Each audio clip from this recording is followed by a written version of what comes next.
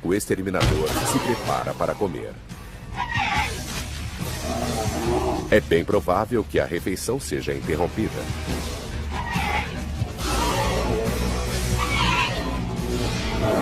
Com seu enorme tamanho, ele é capaz de enfrentar qualquer ameaça ao seu jantar, a não ser uma ameaça que ele nunca viu antes: o cão-urso.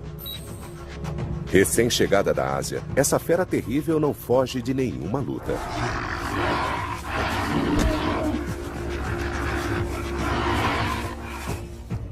O cão-urso migrou da China e Mongólia através do Estreito de Bering para a América do Norte há cerca de 23 milhões de anos.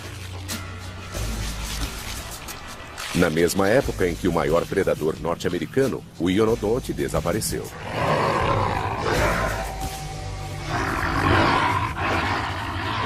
Cientistas suspeitam que não foi uma coincidência.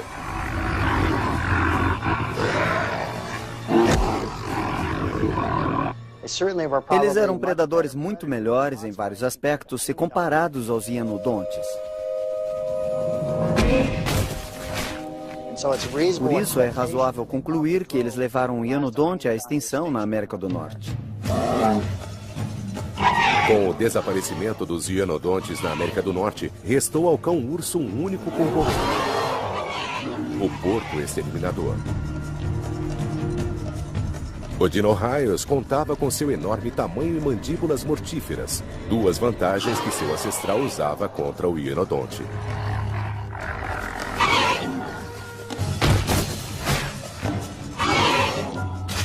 Mas o cão-urso contra-atacou com novas armas evolucionárias.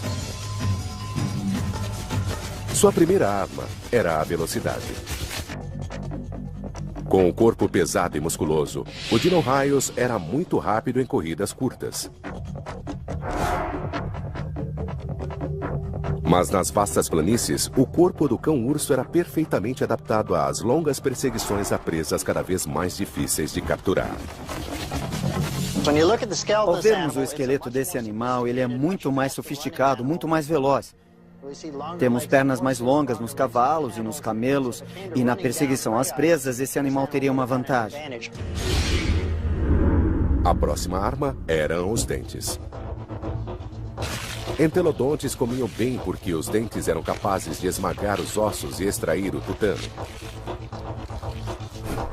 Mas os cães-ursos faziam isso com a mesma facilidade. Na verdade, até melhor. É um grande animal para morder ossos, comer ossos, esmagá-los. Ele também possuía dentes mais afiados que os do entelodonte. O entelodonte desgastava a ponta dos caninos, que não eram muito bons para perfurar, porque ele passava muito tempo triturando ossos com eles. Este animal não fazia isso. Os caninos eram sempre mais afiados. Seus dentes de corte também eram melhores que os do entelodonte. Assim, ele fazia um trabalho muito melhor que o entelodonte poderia fazer. O cão-urso era mais veloz e mais forte que o porco exterminador. E possuía uma terceira arma que o entelodonte não tinha: o poder mais letal que se desenvolveu na Terra. O cão-urso tinha um cérebro muito mais avançado, muito parecido com o cérebro de animais modernos. Assim, enquanto o entelodonte tinha um cérebro relativamente arcaico, simples e liso, o cão-urso tinha um córtex muito mais expandido e com mais dobras. Era um animal mais sofisticado.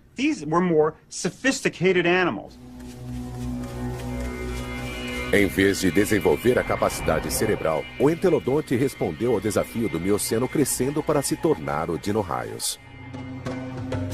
Durante quase 20 milhões de anos, esses animais dominaram o mundo com a força bruta.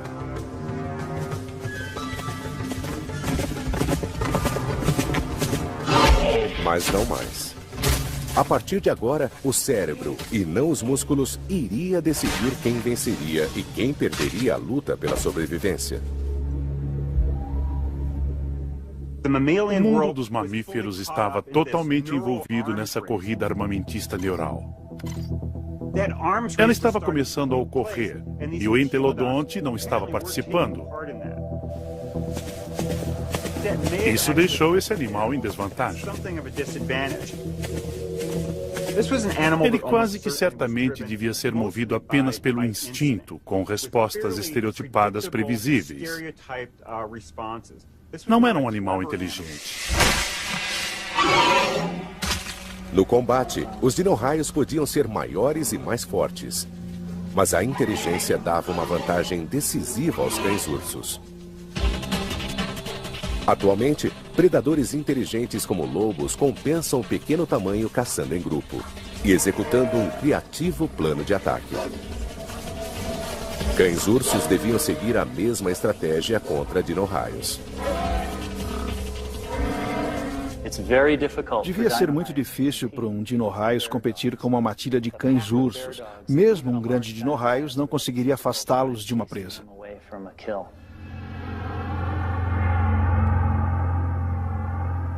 Esses animais menores, mais fracos, mas mais inteligentes, eram capazes de roubar a presa do dino-raios.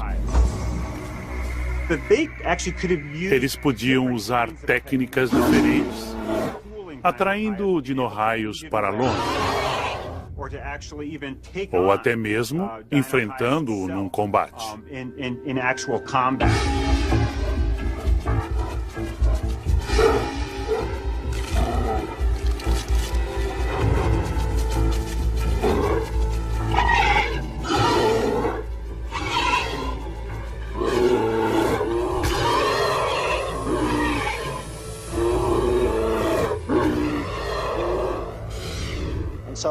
Esse era um animal mais avançado em termos de dentes, em termos de velocidade, do tamanho do corpo e, sobretudo, em termos de inteligência. Ele tinha um cérebro muito maior em relação ao tamanho do corpo do que o entelodonte. Ele vencia o entelodonte em qualquer aspecto que pudesse imaginar. Poucos milhões de anos depois de chegar à América do Norte, o cão-urso estava acabando com o dino-raios. Seu alimento favorito, o Chalicotherium, também estava extinto. Sem esse alimento para sustentar o enorme corpo, o porco exterminador foi obrigado a competir diretamente com o cão-urso por presas menores. E essa fonte de alimento não era suficiente. O aumento de tamanho que outrora fora uma garantia de sucesso, agora era uma falha fatal. Ele chegou num ponto em que não era vantagem continuar crescendo, porque as recompensas eram cada vez menores. A quantidade de comida roubada de outros animais não supria a necessidade de manter uma população. Incapaz de conseguir as calorias necessárias, o porco exterminador tornou-se o último entelodonte. Se sua presa se extingue, você se extingue também. Ficar apenas maior não é uma boa ideia para o futuro.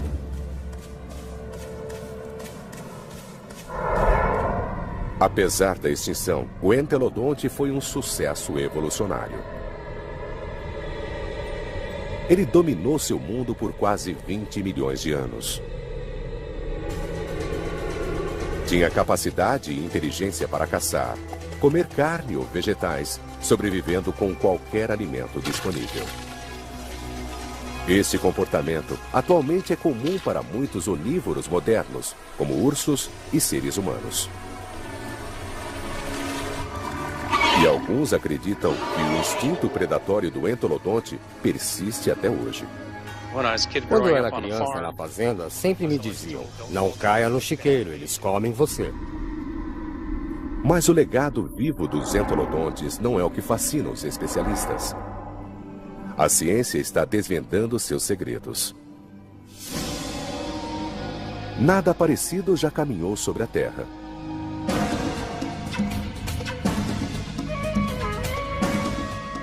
Tudo o que sabemos é que essa criatura estranha, essa fera com apetite para a destruição, dominou seu mundo brutal e perigoso por dezenas de milhões de anos.